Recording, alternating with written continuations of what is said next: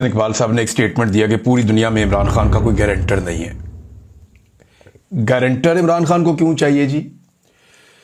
Guarantor तो चाहिए होता है उन लोगों को जो लोग कमज़ोर हो या जिनका किरदार कमज़ोर हो।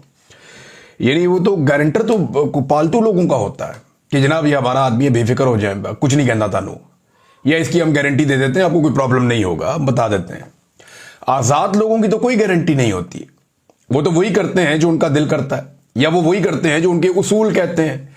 आज़ाद लोगों की गारंटी तो नहीं दी जा सकती। अब ये नहीं जिस तरह मियां नवाज शरीफ की गारंटी आ जाती है बाहर से, क्योंकि सारे जानते हैं कि फंसा हुआ आदमी है, कारोबारी आदमी है, कभी भी अपना माली नुकसान नहीं करेगा। इसको हम साथ ले जाते हैं, उन्हें कहते हैं ठीक है जी मेरी गारंटी दे दे, ठीक है जी। वो अपनी चीज़ें गिरवी भी रख लेते हैं, बाहर दुनिया के अंदर उनकी जायदादें भी हैं, तो उनकी गारंटी दी जा सकती है।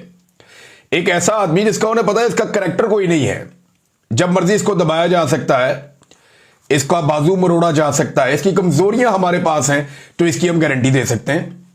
इमरान खान की गारंटी कौन दे सकता है? किसी की क्या जरूरत है कि गारंटी देगा? उसकी कमजोरी किसी के पास नहीं है, तो गारंटी कौन देगा? और क्या आप ये कह सकते हैं कि इमरान खान को हम टेम करके आपको दे देंगे? आजाद आदमी की कोई गारंटी नहीं होती। गारंटी होती है पालतू लोगों की, और गारंटी होती है कमजोर लोगों की। किरदार वाले आदमी की गारंटी नहीं होती। ऐसे इकबाल साहब को इतनी सी बात समझ आ जाती ना, तो आज वो नवाज शरीफ के साथ नहीं होते।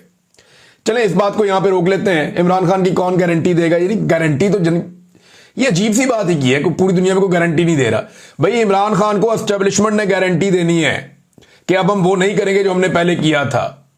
एस्टेब्लिशमेंट ने गारंटी देनी है कि अवाम के मैंडेट का एहतराम होगा, पाकिस्तान में रूल ऑफ लॉ होगा, पाकिस्तान में आज़ादी इज़हार राय होगी, पाकिस्तान में इंसानों को नहीं कुचला जाएगा, पाकिस्तान के अंदर जुल्म जबर और फस्ताहियत खत्म की जाएगी। ये गारंटी पाकिस्तान की एस्टेब्लिशमेंट ने देनी है। पाकिस्तान के आईन ने यह गारंटी दी हुई है, लेकिन आजकल इस गारंटी के ऊपर अमल दरामद नहीं हो रहा। तो ये बहुत अजीब बात की उन्होंने। बहरहाल चले आगे बढ़ते हैं। इमरान खान साहब का एक स्टेटमेंट आया और एक field marshal general Asim Munir का एक स्टेटमेंट आया। पहले इमरान खान का स्टेटमेंट, उसी ऑर्डर से चलना चाहिए, वो लीडर है, उनका स्टेटमेंट पहले आपको सुना देते हैं। तो इमरान खान साहब का जो स्टेटमेंट है वो स्टेटमेंट बताऊंगा और फिर कुछ चीजें आपको उसके साथ मैं रिलेट करूंगा। फिर आसिम मुनीर साहब का जो टीचर्स के साथ उन्होंने बातचीत की वो स्टेटमेंट आपको बताऊंगा, फिर उससे मुताल्लिका चीजें आपके सामने रखूंगा।